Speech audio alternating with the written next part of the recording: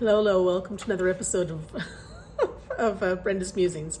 So I was on a Facebook Live this morning because I'm listening to a book by Elizabeth Gilbert called Big Magic. And while I was listening to it this morning, I was listening to this chapter called Scary, Scary, Scary, which is only just a couple minutes long. And I giggled a couple times, and I wanted to go back and sort of make note of where it was that I giggled, because obviously those sorts of things triggered me a bit. So I wanted to sort of investigate why, because I'm all about, just trying to figure out what the hell makes me tick. So just before I do that, I want to read a couple of things, a couple of just very short quotes from her that are in this chapter. And she says, and this is very true: when courage dies, creativity dies with it. And that's so true, because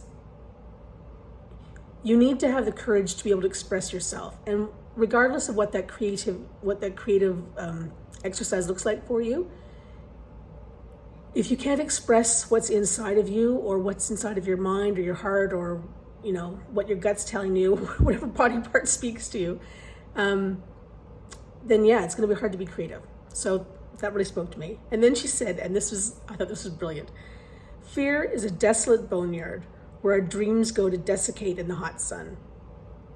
Like, talk about powerful imagery, right? I'm just gonna read it again. Fear is a desolate boneyard where our dreams go to desiccate in the hot sun. Powerful. So, and then she goes on, then she goes on and she lists like a gazillion different ways that fear stops us, right? So, and she says she can go on like for days and days, but who has time for that? And let's face it, it's a depressing place in which to live, and nobody wants to be living there either. But so some of the things, though, that, and again, I'm going to read these because I wrote them down, but a couple of things that cracked me right up when she said them was that somebody else already did it better, and then everybody else already did it better. You're too old to start. You're too young to start. You're a one-hit wonder. You're a no-hit wonder. And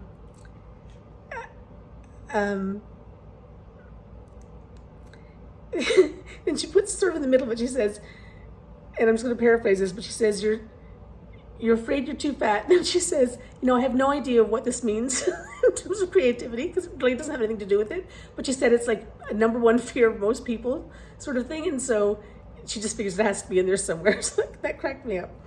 And then she said, that your best work is behind you, or that you never had any best work. So what really got me were these, it's this or it's that. And then they're like almost opposites, right? So those are the sorts of things that cracked me up this morning. And, it's funny because people say to me all the time about, oh, you're so creative. But man, I'm not. I don't care, right? I just want to go out and express stuff. I don't care that I'm crap at it.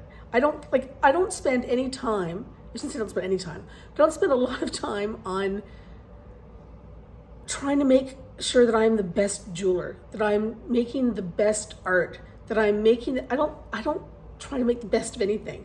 I just go out and I just make a mark. I make a mark on the world in some way, shape, or form, whether it be on a canvas or on a piece of silver or, whatever. And I just put it out there, and then I just forget about it because once it comes out of me, it's no longer a part of me.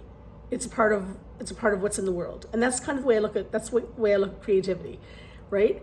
Whether it be a song, or whether it be a piece of art, or whether it be a piece of jewelry, or whether it be whatever it is, right? Once it comes out of me and I put it out into the world, then that energy is in the world. And yes, because it's in the world, it's part of me in that sense, but but it's not mine. It belongs to everybody else. And that's maybe that's what stops me. I don't take ownership of what it is that I'm doing. And maybe that's also why it's not very good or whatever, right? Like, because I don't care. Anyway, that's my musing for today. I'm gonna go back and listen to some more of that book, and you might hear about that again. So the book again is Big Magic by Elizabeth Gilbert, and Thank you, Sherry, for introducing me to the book. All right, take care, everyone. Bye.